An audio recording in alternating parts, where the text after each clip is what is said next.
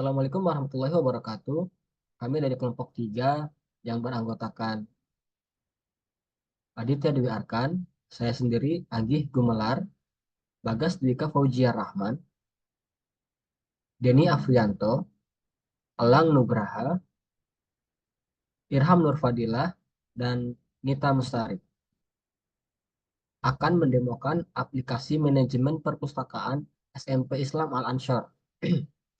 Aplikasi ini dirancang untuk membantu pengelolaan perpustakaan secara efisien dan terstruktur. Aplikasi ini memiliki fitur pencatatan daftar kunjungan siswa ke perpustakaan, informasi stok buku yang tersedia di perpustakaan, dan juga manajemen peminjaman dan pengembalian buku. Untuk lebih detailnya terkait fitur dan fungsi apa saja yang aplikasi ini miliki akan dijelaskan lebih lanjut oleh rekan-rekan saya. Yang pertama akan dijelaskan terlebih dahulu oleh Bagas Dwika Fauzia Rahman. Dipersilahkan. Baik, ini adalah tampilan awal ketika kita membuka aplikasi, yaitu halaman login. Halaman login ini memiliki dua inputan, yaitu username dan password, yaitu satu checkbox untuk opsi untuk memperlihatkan password yang sedang diketik, dan tombol login. Di aplikasi ini sendiri memiliki dua tingkat atau dua privilege user, yaitu user admin dan user staff. Keduanya memiliki akses ke menu yang berbeda. Sebagai contoh, kita login dengan username admin. Ini untuk opsi untuk memperlihatkan password, dan kita login berhasil. Ini tampilan awal ketika kita masuk ke aplikasinya. Sekarang kita login dengan username admin. Username admin ini dia memiliki akses ke master data staff dan sistem auto number. Sedangkan untuk username biasa, maksudnya username staff, kita coba login.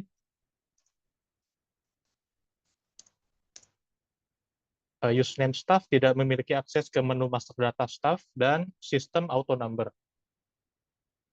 Untuk selanjutnya, kita akan menggunakan username admin. Setelah login, kita langsung ke tampilan dashboard. Di halaman dashboard ini ada beberapa ringkasan ya untuk jumlah dari setiap master data yang kita miliki. Di sini ada jumlah staff, jumlah siswa, jumlah pengunjung, jumlah kategori buku, jumlah judul buku, dan jumlah buku yang ada. Selanjutnya ada master data staff. Master data staff ini berisi semua data staff yang ada di perpustakaan SMP Islam Al-Ansor ini. Terdapat fitur search, kita bisa mencari staff berdasarkan ID, username, nama, atau nomor telepon.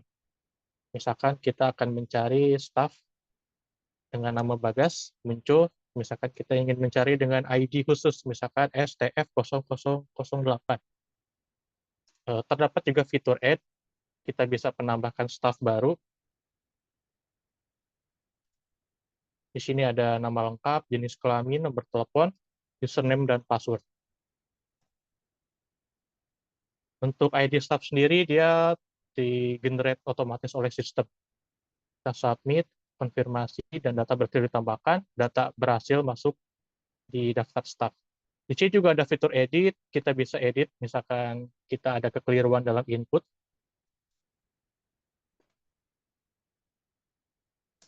Kita submit, data berhasil diupdate, dan data staff yang tadi kita tambah berhasil terupdate. Fitur terakhir ada tombol delete, kita bisa menghapus staff yang dipilih. Kita konfirmasi, kita ingin menghapus ID STF0012 dengan username Dina, kita konfirmasi, data berhasil dihapus.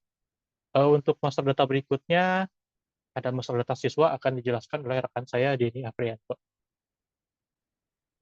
Baik, pada menu yang sekarang itu menu siswa, di mana menu ini itu merupakan anggota dari perpustakaan yang nanti dipakai untuk setiap kali peminjaman buku. Pada master data siswa terdapat fitur pencarian, misalkan ingin mencari mahasiswa, siswa bernama Bayu. Kemudian juga ada fitur untuk menambahkan siswa baru, misalkan Akmal, dan kelasnya. Kemudian submit untuk menyimpan data siswa baru. Data berhasil ditambahkan. Jika di sini juga terdapat fitur untuk mengubah data siswa jika terdapat kekeliruan, misalkan ada background nama,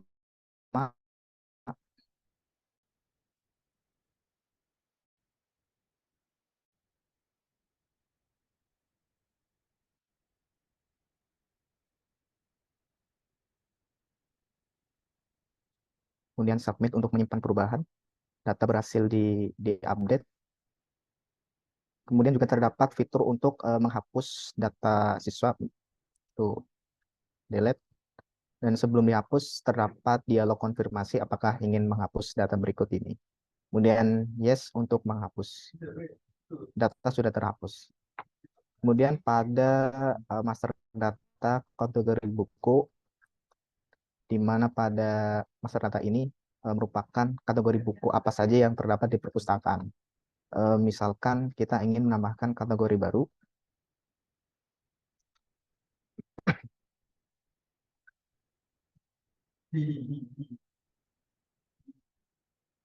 misalkan kategori majalah, dan submit untuk menyimpannya.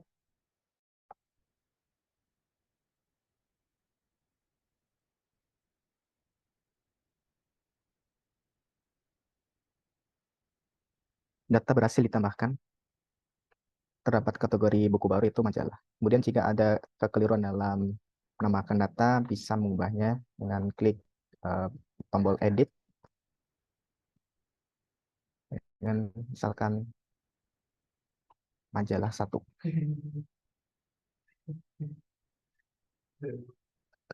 Kategori buku majalah 1 udah terupdate, kemudian terdapat tombol delete untuk menghapus dari kategori buku tersebut. Misalnya kita ingin menghapus, ketika diklik tombol delete akan muncul konfirmasi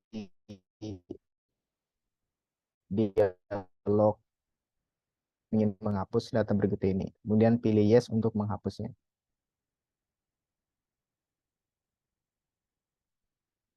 Data kategori buku majalah 1 berhasil dihapus. Kemudian juga terdapat fitur untuk mencari kategori buku, misalkan mencari kategori dongeng.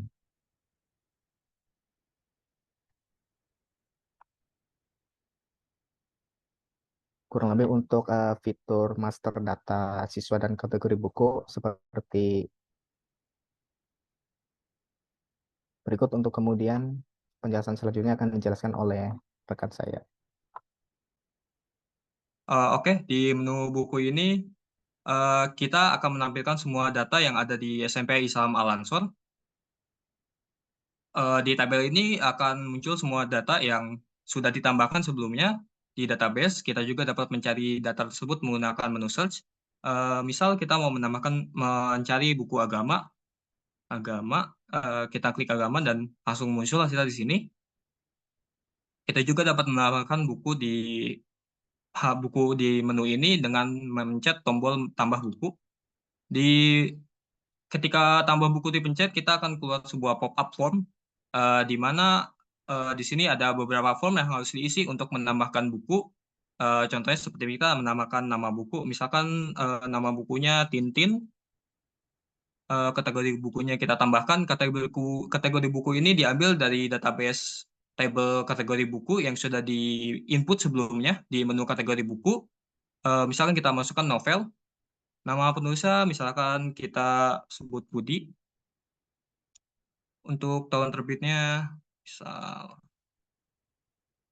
ini jumlah buku yaitu jumlah awal buku yang tersedia di perpustakaan, misal kita input 50.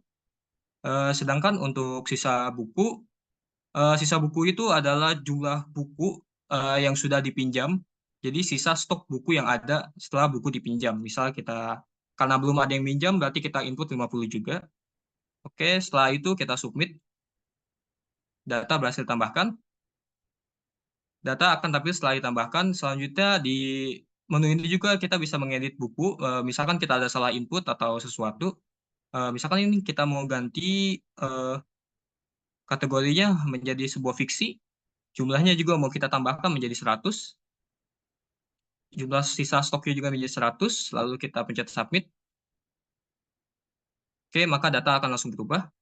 Selanjutnya di sini juga ada button delete ya untuk mendelete atau menghapus datanya.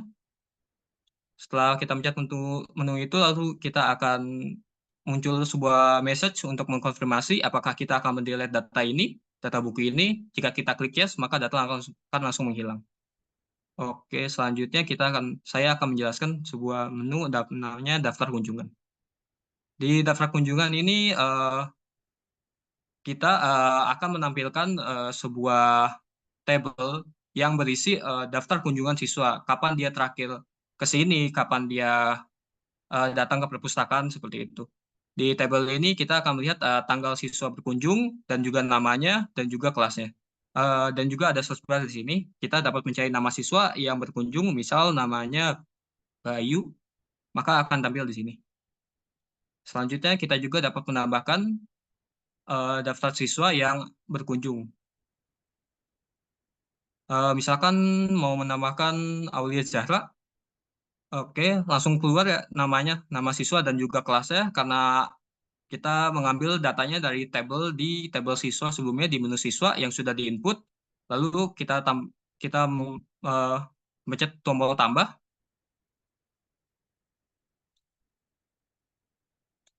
Oke, selanjutnya ada menu edit. Di menu edit ini kita dapat mengedit tanggal siswa kapan kesininya, seperti itu. Misalkan kita ubah tanggalnya menjadi tanggal segini, lalu kita pencet edit, maka datanya akan berubah. Dan juga ada fitur delete. Misal kita delete 1, maka akan berubah. Oke, selanjutnya akan dijelaskan oleh Saudara Elang. Baik, saya akan melanjutkan penjelasan untuk transaksi di bagian transaksi peminjaman. Di sini ada sebuah tabel. Ini adalah isi data dari transaksi peminjaman buku. Di sini terdapat beberapa fitur yang akan saya jelaskan, yaitu di data tabel ini nih ada keterangan ID pinjam, nama siswa, kelasnya, buku yang dipinjam, kuantiti yang dipinjamnya berapa, sama tanggal pinjamnya itu tanggalnya berapa. Pertama kita akan mencoba untuk menambahkan data peminjaman. Kita akan men-search siswanya.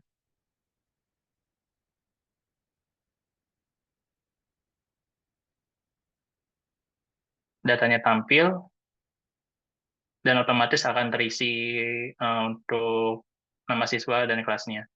Selanjutnya kita akan mengetikkan nama bukunya. Misalkan bukunya ini, dan otomatis nama bukunya akan terisi dan ID bukunya. Selanjutnya kita akan mengisikan kuantiti yang dipinjamnya, misalkan 2. Terus untuk tanggal pinjamnya, misalkan tanggal sekarang, tanggal 21, lalu kita akan klik submit.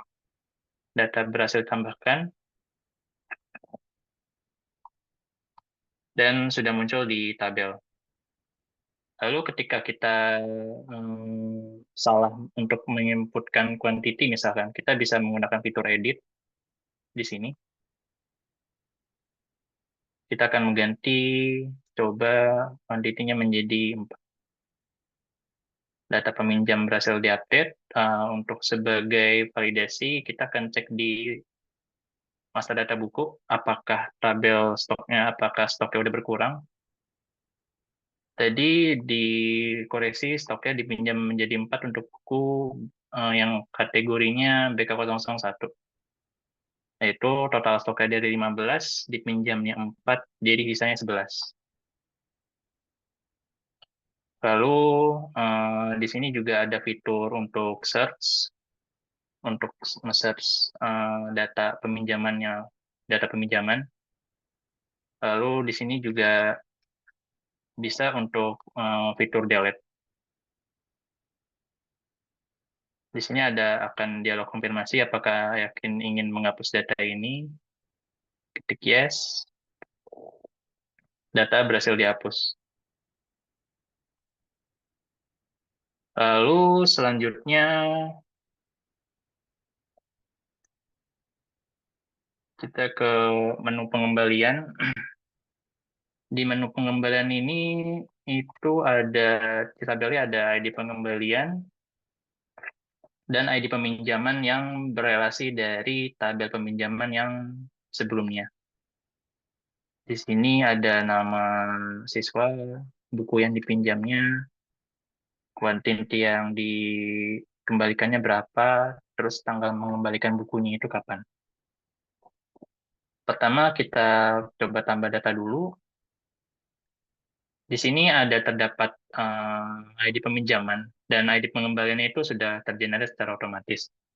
Jadi sistemnya adalah kita mengetikkan ID peminjamannya, misalkan ketik P ini. Nah, ketika kita menginputkan satu huruf, dia akan langsung tampil pilihannya ID peminjaman mana. Jadi transaksi peminjaman buku mana yang belum dikembalikan bukunya gitu.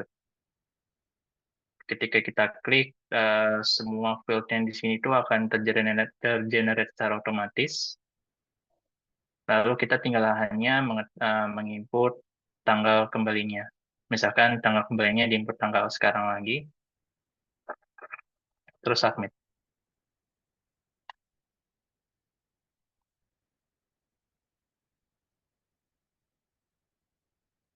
Dan di sini sudah terinput. Lalu di sini juga ada fitur untuk edit. Misalkan dia mengembalikannya itu misalkan untuk di tanggal besok,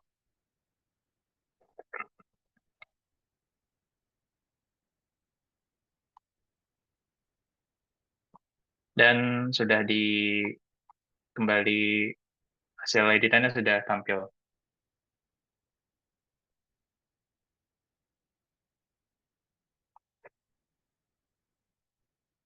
Lalu di sini juga ada fitur untuk search data dan ada untuk fitur delete.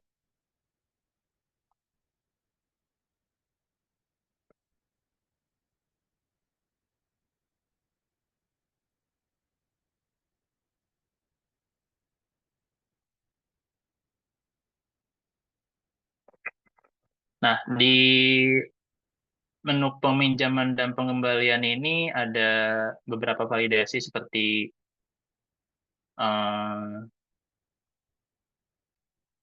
quantity itu tidak bisa kita isi menjadi 0 dan akan ada keluar error.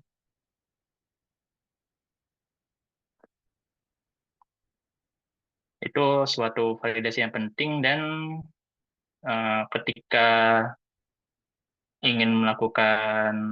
ketika ingin melakukan delete data di peminjaman itu tidak bisa langsung terdelete. Jadi kita harus mengecek dulu apakah ID peminjaman ini apakah sudah ada di pengembalian. Jadi misalkan kita ingin mendelete data pinjaman atas nama Bayu yang ID peminjamannya PJ005. Ketika kita akan mendelete langsung di peminjaman, dia tidak bisa diakses untuk tombol actionnya. Penghapusan tidak dapat dilakukan karena buku sudah dikembalikan. Jadi kalau muncul message seperti ini, kita harus mendelete-nya di data pengembalian dulu. Data pengembalian berhasil dihapus, dan selanjutnya baru kita bisa delete di data peminjaman. Seperti itu. Untuk selanjutnya akan dijelaskan oleh rekan saya. Terima kasih. Selanjutnya akan saya jelaskan terkait dengan fitur di menu sistem. Pada menu sistem ini terdapat dua menu, yaitu change password dan auto number. Saya akan jelaskan fitur change password terlebih dahulu. Nah, untuk change password ini berfungsi untuk merubah password user yang saat ini sedang login. Karena di sini saya sedang login menggunakan user admin, maka untuk password yang akan diubah di sini yaitu admin. Misal, kita ubah. Oke. Sebelumnya passwordnya hanya sampai 3 dan sekarang password yang baru adalah 4. Kami coba login menggunakan password sebelum kami rubah. Coba 3. Nah, di sini terdapat message error username or password is wrong. Karena sebelumnya sudah kita rubah menjadi 4. Ini coba kita tambahkan kembali 4. Dicoba login. Oke. Nah, berhasil login.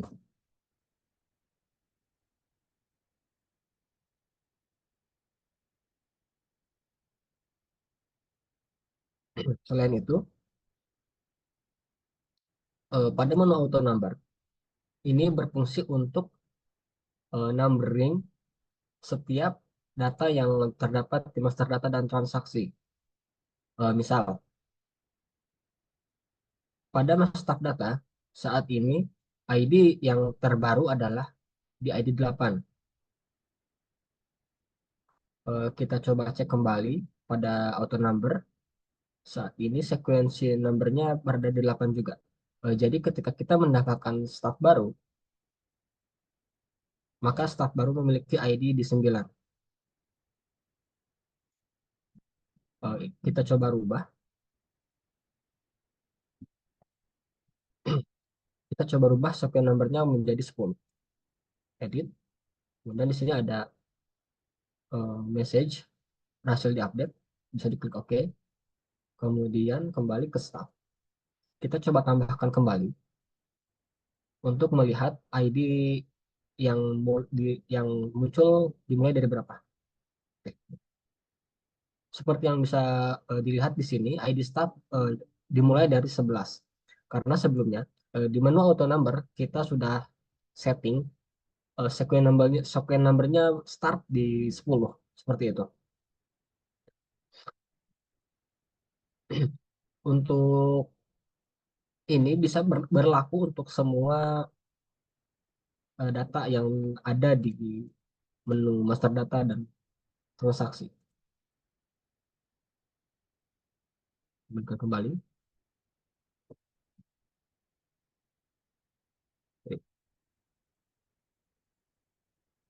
Jika misal nanti terdapat menu baru, maka untuk sequence numbernya bisa ditambahkan juga di sini. Misalkan ID menunya berapa, 8. Dan ini nanti kita tentukan untuk format penambarannya, soal data. Dan nama menunya apa, dan dia untuk start sequence-nya bisa ditentukan misal dari 0 terlebih dahulu atau dari 1 terlebih dahulu. Setelah itu klik simpan.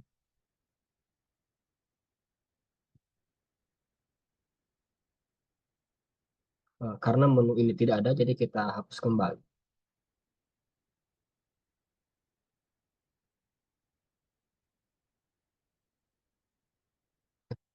Sekian untuk penjelasan di menu sistem ini. Selanjutnya akan dilanjutkan oleh rekan saya. Oke, selanjutnya di sini ada menu laporan.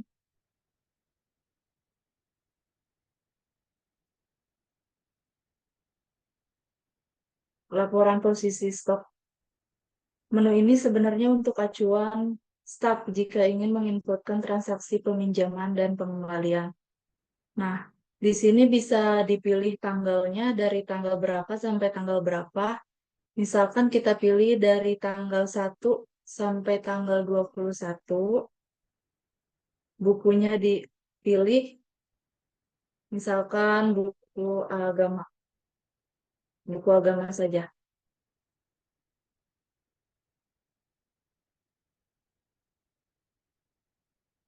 Cek.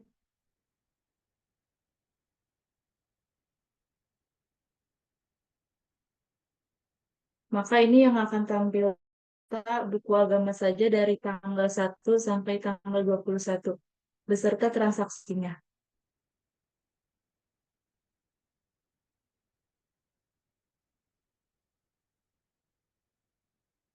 Seperti ini. Di sini ada stok akhirnya ada 10. Nah, misalkan jika kita pilih, jika kita ingin menampilkan semua data, maka bukunya tidak perlu diisi, dan ini akan menghasilkan semua data transaksi dari tanggal 1 sampai tanggal 25. Ini adalah transaksi peminjaman, data stoknya yang keluar 4, jadi saldo akhirnya, stok akhirnya ada 11. Selanjutnya juga begitu ekonomi. Oke. Setelah itu, jika kita memilih tanggalnya dari tanggal 21 sampai tanggal 21, berarti ini transaksi tanggal 21 aja yang keluarnya. Transaksi peminjaman dan pengembalian di sini. Oke, selanjutnya ada laporan outstanding. Laporan outstanding ini untuk menampilkan data peminjaman yang belum dikembalikan. Misalkan kita pilih dari tanggal 1 sampai tanggal 21. Bukunya tidak perlu diisi karena kita akan melihat semua data yang belum dibalikan. Jika kita klik ini, maka kita akan menampilkan data. Nah, data yang belum dikembalikan ini hanya kode transaksi PJ0060. Selain itu, bisa dilihat di transaksi peminjaman ini yang Rifki pengembaliannya belum ada. Sejauh ini sama filternya, jika misalkan bukunya dipilih, maka akan menampilkan buku yang dipilih saja. Misalkan dari 4 sampai buku kelima, berarti yang keluarnya nanti buku 4 sampai buku 5. Begitupun jika dari buku 1 sampai buku 5 ini akan keluar semua, karena semua total bukunya ada 5. Nah, tanggal ini wajib diisi karena akan menampilkan transaksi semuanya.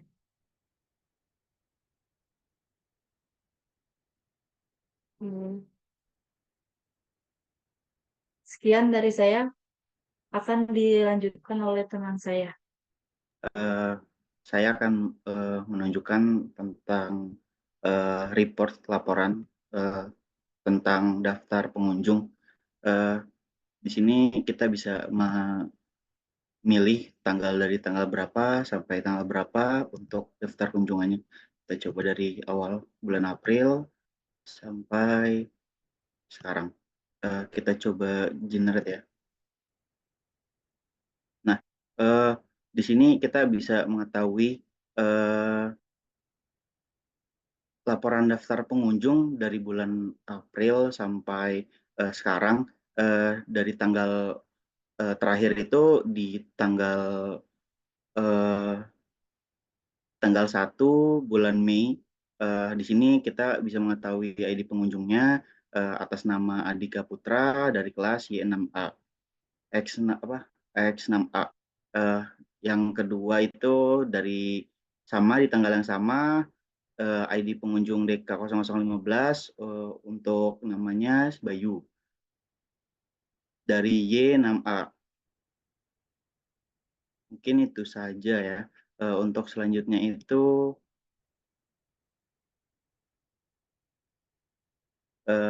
di laporan peminjaman. Dari sini kita juga sama ya, di bulan April sampai sekarang. Kita coba generate.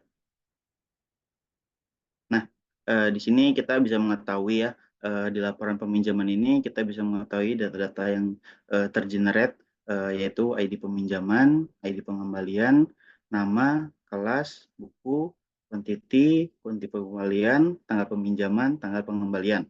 Di sini kita bisa mengetahui ID peminjamannya PJ0058, PJ008 untuk pengembaliannya atas nama Aulia Zahra, kelas X6A, buku ekonomi, kuantitinya 2, pengembaliannya 2, di tanggal 21 Mei 2024 di jam 12. Ini defaultnya jam 12. Sama ini juga ID peminjamannya PJ060, ID pengembalian belum ada karena belum dikembalikan ya oleh Rifki Ramadan dari X7A buku 24S, kuantitinya 4, pengembaliannya belum di tanggal Mei tanggal 21.